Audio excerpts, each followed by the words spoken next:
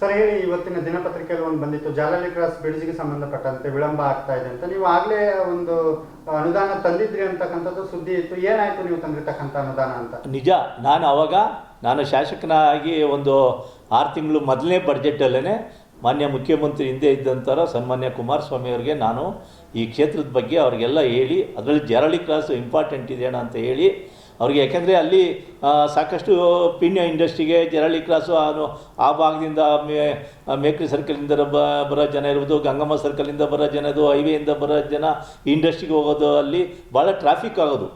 ನಾವು ಸಣ್ಣ ಹುಡುಗರಿಂದ ಸುಮಾರು 40 ವರ್ಷದಿಂದ ನೋಡ್ತಾ ಇದ್ದೆವು ನಾವು ಅಲ್ಲಿ.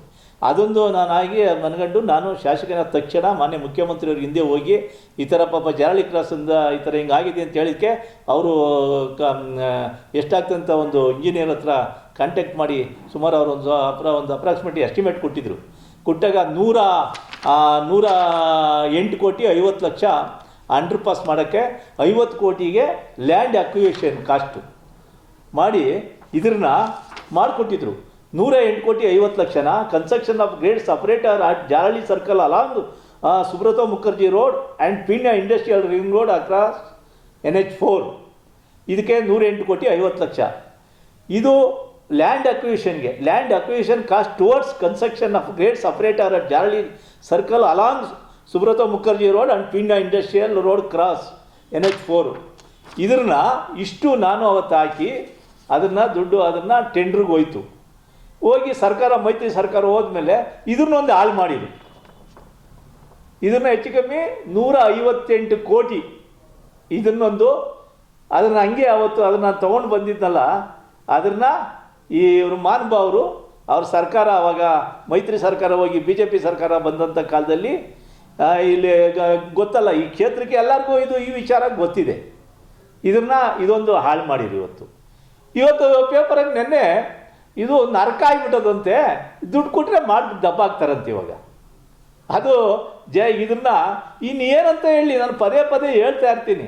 ಅದು ಯಾವ ಮುಖ ಇಕ್ಕೊಂಡು ಹೇಳ್ತಾರಪ್ಪ, ಈ ದುಡ್ಡು ಕೊಟ್ಟರೆ ಇದು ನಾನು ಮಾಡ್ತೀನಿ. ಈಗ ನಾನು ದುಡ್ಡು ತಗೊಂಬಂದಿದ್ನಲ್ಲ, ಯಾಕೆ ವಾಪಸ್ ಮಾಡಿರಿ ಇದನ್ನ? ಜನಗಳು ನಿಮಗೂ 10 ವರ್ಷ ಜನಗಳಿಗೆ ಮತ ಹಾಕಿರ್ಲೋ ನಿಮಗೆ? ಯಾಕೆ ಹಾಳು ಮಾಡಿದ್ರಿ ನೀವು? ಏನಂತ ನೀವು ಮುಖ ಇಕ್ಕೊಂಡು ಹೇಳ್ತಾ ಇದ್ದೀರಾ ಇದನ್ನ ಈ ಕ್ಷೇತ್ರದಲ್ಲಿ ಜನಗಳ ಹತ್ರ? ಇವೆಲ್ಲ ಏನು ಗೊತ್ತಿಲ್ವ? ಮತದಾರ ಬಂಧುಗಳಿಗೆ ವಿಚಾರ ಏನು ಗೊತ್ತಿಲ್ವೇನೋ? ಅಲ್ಲೇ ಅಲ್ಲ, 8ನೇ ಮೈಲಿಯಲ್ಲೂ ಅಲ್ಲಿಗೂ 30 ಕೋಟಿ ರೂಪಾಯಿ ಹಾಕಿದ್ದೆ, ಅದನ್ನ 8ನೇ ಮೈಲಿಗೂ ಅದನ್ನು ಹಾಳು ಮಾಡಿದ್ರಿ. ಇದ್ರೂ ಜಾಲಹಳ್ಳಿ ಕ್ರಾಸ್ತು ಹಾಳು ಮಾಡಿರಿ. ಮತ್ತೆ ಆಮೇಲೆ ನಮ್ಮದು ಆಮೇಲೆ ಮುನ್ರತ್ನವ್ರು ಏನೋ 2ನೇ ಇದರಲ್ಲಿ ತಗೊಂಡು ಮಾಡ್ತಾಯಿದ್ರು ಅಂತ ಏನೋ ಡಮಲೇಷನ್ ಆಯಿತು. ಅದು ಮುಂದಕ್ಕೆ ಏನಾಯ್ತು ನಂಗೆ ಗೊತ್ತಾಗಲ್ಲ. ಅದಕ್ಕೆ ಅದು ಮುಂದಕ್ಕೆ ನಾನು ತಂದಿದ್ದಣ 108 ಕೋಟಿ 50 ಲಕ್ಷ, 50 ಕೋಟಿ ಲ್ಯಾಂಡ್ ಅಕ್ವಿಷನ್ಗೆ, ಯಾರಿಗೆ ಓನರ್ಸ್ಗೆ, ಸೈಡ್ ಅದನ್ನ ದುಡ್ಡು ಕೊಡೋರಿಗೆ. ಇಷ್ಟು ಅಮೌಂಟು ನಾನು ತಂದಾಕಿದ್ದೋ ಅದಷ್ಟು ಅವತ್ತು ಹಾಳು ಮಾಡಿದ್ರು. ಅಲ್ಲೇ ಬೆಂಗಳೂರು ಸಿಟಿಗೆ ಮುಖ್ಯಮಣ ಇದ್ರಲ್ಲಪ್ಪ, ಈಗಿನ ವಿರೋಧ ಪಕ್ಷ ಆಗಿರೋಲ್ಲ, ಇವರೆಲ್ಲ ಸೇರ್ಕೊಂಡು ಈ ಕ್ಷೇತ್ರಕ್ಕೆ ಈ ಜನಗಳಿಗೆ ದ್ರೋಹ ಮಾಡಿರು, ಅನ್ಯಾಯ ಮಾಡಿರು. ಇವತ್ತು ನಾಳೆ ಇವನ್ನೆಲ್ಲ ಅನುಭವಿಸ್ತಾರೆ. ಅಷ್ಟು ನಾನು ಹೇಳೋಕ್ಕೆ ಇಷ್ಟಪಡ್ತೀನಿ. ಸರ್, ಮೊನ್ನೆ ಈ ಖಾತೆ ಬಗ್ಗೆ ಹೇಳಿದ್ರಿ, ಮೊನ್ನೆನೂ ಕೂಡ ಹೇಳಿದ್ರೆ ಸಾಕಷ್ಟು ರೋಲ್ ಕಾಲ್ ಮಾಡ್ತಾ ಇದೆ ಅಂತ.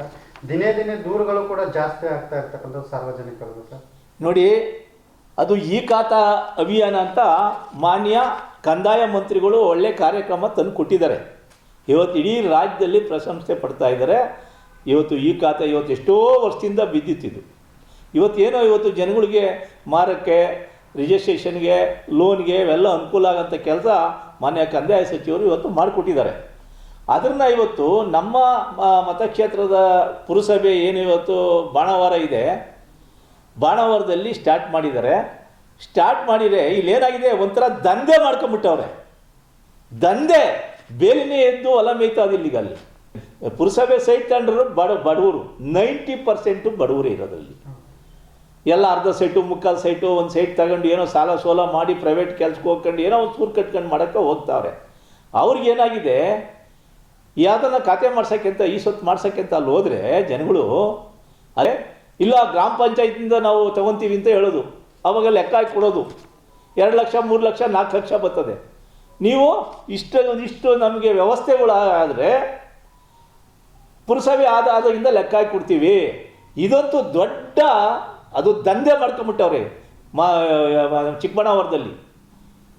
ನಾನು ಈ ಅಸೆಂಬ್ಲಿ ನಡೀತದೆ ಇರಲಿ, ಅಸೆಂಬ್ಲಿ ಆದ ತಕ್ಷಣವೇ ಹೋಗಿ ಇದಕ್ಕೊಂದು ಕಡಿವಾಣ ಹಾಕ್ಬೇಕು, ಇಲ್ಲ ಬಡಬಗ್ಗರಿಗೆ ಭಾಳ ಹೊರೆ ಆಗ್ತದೆ, ಇದು ಭಾಳ ಹೊರೆ ಆಗ್ತದೆ ತುಂಬ.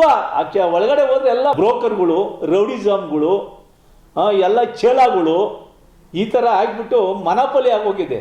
ಇವತ್ತು ಈ ಕ್ಷೇತ್ರದಲ್ಲಿ ಎಲ್ಲಾನ ಮನೆ BBMP ಲಿಮಿಟ್ಸಲ್ಲಿ ಇವತ್ತು ಉದಾಹರಣೆಗೆ ಆ MA ಲೇಔಟಲ್ಲಿ ಆ ಚೊಕ್ಸಂದ್ರ ಇರ್ತಾವ, ಇಲ್ಲಿ ಚಿಕ್ಕಸಂದ್ರ, ಇವ್ರು ಎಲ್ಲೇ ಮನೆ ಕಟ್ಟಕ್ಕೆ ಕೆಲವರು ಎಲ್ಲ ಬಂದು ಹೇಳ್ತಾ ಇದ್ದಾರೆ, ಮನೆ ಕಟ್ಟಕ್ಕೆ ಹೋದರೆ ಇಂಜಿನಿಯರ್ ಹೋಗಿ ತಡಾಕೋದು. ನೀನು ಹೋಗಿ ಫಸ್ಟು ಯಾರು ನೋಡ್ಬೇಕು ಅವ್ರು ನೋಡ್ಕೊಂಬ, ಯಾರು ನೋಡ್ಬೇಕು ಅವ್ರು ನೋಡ್ಕೊಂಬ, ನಮ್ಮದೇನಿಲ್ಲ. ಇಲ್ಲಾಂದರೆ ಕರೆಂಟ್ ಕೊಡಬಾಡಿ ಅಂತ ಕರೆಂಟ್ನ ಲೆಟ್ರ್ ಬರೆಯೋದು, BBMPಯಿಂದ ಲೆಟ್ರ್ ಕೊಡಿಸೋದು. ಈ ಅಧಿಕಾರಿಗಳು ಹಿಂಗೆ ಸಾಯ್ತಾ ಇದ್ದಾರೆ. ಇವ್ರಿಗೆ ನಿಜವಾಗೂ ಇವ್ರಿಗೆ ಈ ಕುಷ್ಠರೋಗನೇ ಬರೋದು ಇವ್ರಿಗೆಲ್ಲ. ಯಾರ್ಯಾರು ಈ ಜನಗಳಿಗೆ ಪಾಪ ನಮ್ಮ ಹತ್ತಾರ ಬಂಧುಗಳಿಗೆ ಏನು ನೀವು ತೊಂದರೆ ಕೊಡ್ತಾ ಇದ್ದೀರೋ ನಿಮಗಿಂದಲೇ ತಡ್ತದೆ, ನಿಮ್ಮ ಮಕ್ಕಳು ಮರಿ ತಡ್ತದೆ. ಇದು ಒಳ್ಳೇದಾಗಲ್ಲ ಜನಗಳಿಗೆ.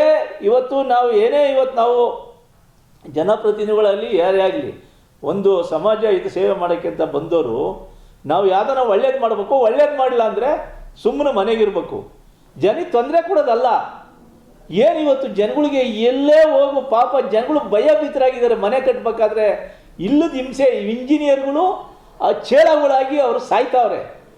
ಯಾಕೆ ಬಾಳ್ತಾರೋ ಗೊತ್ತಿಲ್ಲ, ಉಗಿತಾವ್ರೆ ಎಲ್ಲೂ. ಎಲ್ಲ ಕಡೆಗೂ ಎಲ್ಲೇ ಮನೆ ಕಟ್ಟಕ್ಕೆ ಹೋಗಲಿ, ಹೋಗಿ ಅಲ್ಲಿ ನೋಡ್ಕೊಂಬ, ಹೋಗಲ್ಲಿ ಅವರೇ ಇಂಜಿನಿಯರ್ ಹೊಡೋತಾರೆ, ಹೋಗಿ ಸೆಟ್ಲ್ ಮಾಡ್ಕೊಂಬ ಮೊದಲು.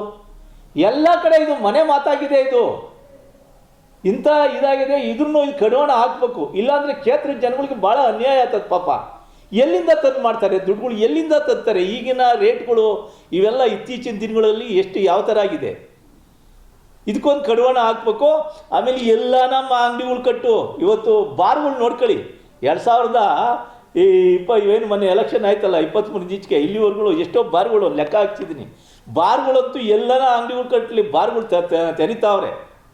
ಏನು ಇವತ್ತು ಒಂದು ಬಾರ್ಗೆ 25-30 ಲಕ್ಷಗಳು.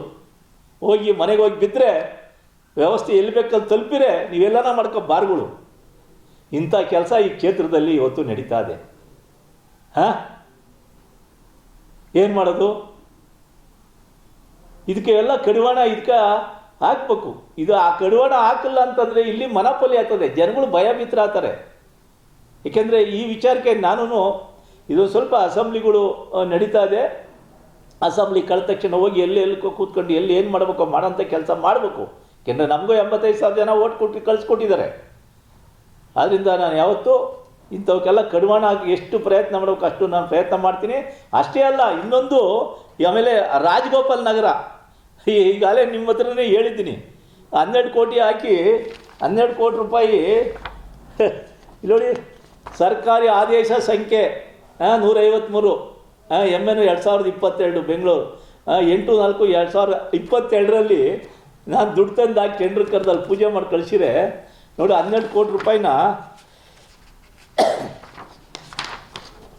ನೋಡಿ ಇಲ್ಲಿ ಬಣ್ಣ ಮಾರ್ಕ್ ಮಾಡಿದ್ದೀನಿ ನೋಡ, 4-4-4. ಅದನ್ನು ರಾಜಗೋಪಾಲ್ನರ ಸರೌಂಡಿಂಗು, ಅದರಲ್ಲೂ 6ನೇ ಪೂಜೆ ಮಾಡವ್ರೆ. ಮತ್ತೆ 3 ದಿವಸದ ಹಿಂದೆ 4 ದಿವಸದ ಹಿಂದೆ ಹೋಗಿ ಶಾಂಭವಿ ನಗರ GKW ಲೇಔಟು ತಿರ್ಗಾ ಇದು 7ನೇ ಪೂಜೆ ಮಾಡಿ ಬಂದವ್ರೆ. 12 ಕೋಟಿ ಒಂದೇ ಪ್ಯಾಕೇಜ್ಗೆ 7ನೇ ಪೂಜೆ, ಪಟಾಕಿಗಳು, ಹಾರ, ತುರಾಯಿ ಇವೆಲ್ಲ ಈ ಒಂದು ಪ್ಯಾಕೇಜ್ಗೆ ಈಗಾಗಲೇ 7ನೇ ಪೂಜೆ ಆಗಿದೆ. ಇಂಥ ಕೆಲಸ ಇವತ್ತು ಈ ಕ್ಷೇತ್ರದಲ್ಲಿ ನಡೀತಾ ಇದ್ದಾವೆ. ಇದನ್ನು ಎಲ್ಲ ನನ್ನ ಗೌರವಾನ್ವಿತ ಮತದಾನ ಬಂಧುಗಳು ಇದನ್ನೆಲ್ಲರಿಗೂ ಇದು ವಿಚಾರ ಗೊತ್ತಿದೆ.